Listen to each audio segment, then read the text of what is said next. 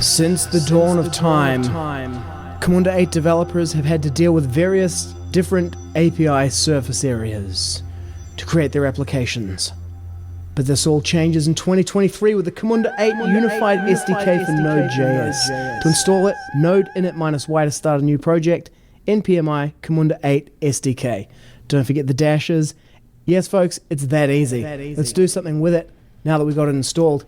Importing from the Camunda-8-SDK the C8 object, the single unified API. First one, console API for controlling the cluster control plane on the Camunda SaaS.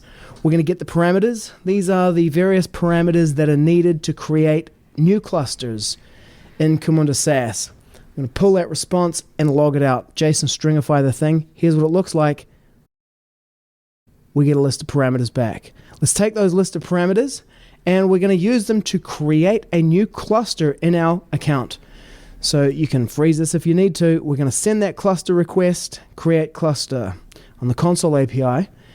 Here's my two clusters running, and we're going to run our program and watch as magic takes place. A new cluster appears in my account it's creating. There it is. It's getting created in Toronto, North America. We're going to let that one bake in the oven, folks, while we do something else. Let's get the ZB client. With this, we can deploy a new model. So let's have a look at a model here. Real simple, one service task. Service task is the type, and a human task, because we're going to use task list as well. Okay, to deploy the model, we're using async await syntax now so that we can await the outcomes, deploy process, and let's console log the response and run the program, please, Maestro. We run it and we get back a response that says it was deployed. Great. Now let's start an instance, hey? So we go back to our coding environment, and here we use our ZB client to create a new process instance. With create process instance, we use the particular name for the model we want, no variables, and we run the program. It's going to start a process instance. It's going to give us back a process ID. There it is, process instance key. Great, let's do something with it. Okay, let's go to operate now, and let's ask operate for this particular process instance. We want to get the variables. Let's find out what the variables are. Now they should be empty, right? Let's see what happens when we run this. We're querying for a running process. It's running somewhere in the cloud. There you go. No items because no variables. But don't worry, we're going to set some. And we're going to do that using a ZB worker because we have a service task. Our process is now waiting for that service task to be serviced. We're going to create a worker that services the service task type, and in our task handler we're going to set some variables using job complete.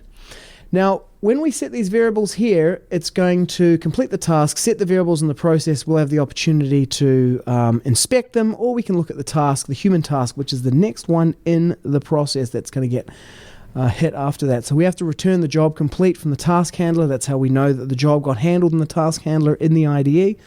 Little bit of developer ergonomics for you there.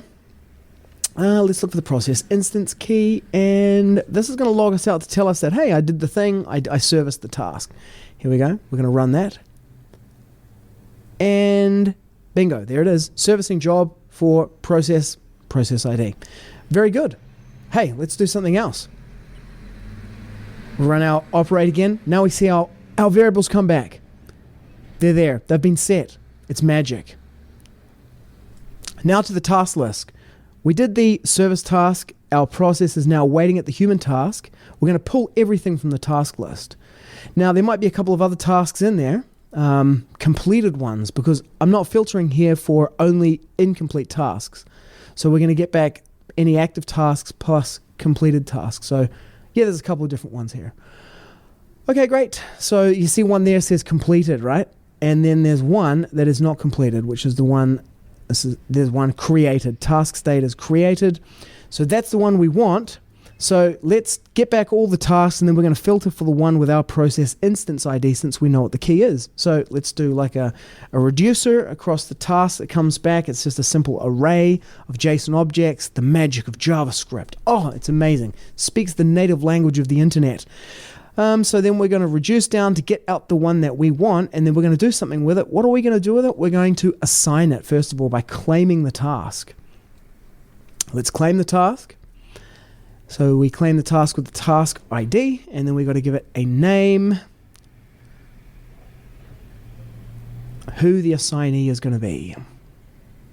C8 demo bot. Yep. Okay. Now we're going to get back a task claim from this, so we're going to log that out so we can see exactly what's happening here, and also we can know that it is happening.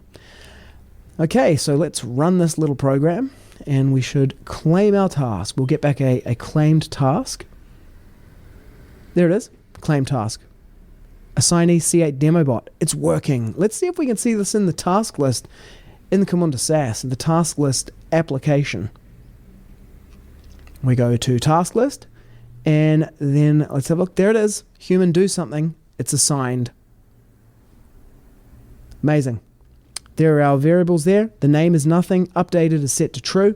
Let's complete the task over the API and set the name to something so that we can know that we did the thing. So we complete the task and we send some updated variables. The name, let's set it to C8 SDK demo.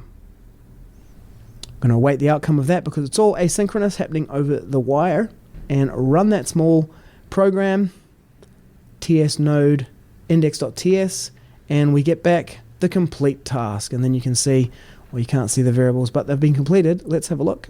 We should see in operate nothing running because it's only completed instances. There it is at the top. Let's have a look. It's gone all the way to the end, and you can see in the variables there that it says C8 SDK demo is the value for name, but let's ask operate because we want to be able to do everything over the API, and we now can.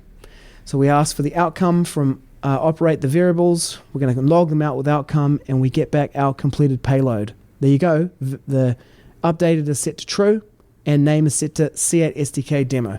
There you go. We did the entire thing top to bottom, all over the API, all with a single library, one single unified SDK experience for Camunda 8. Get amongst it.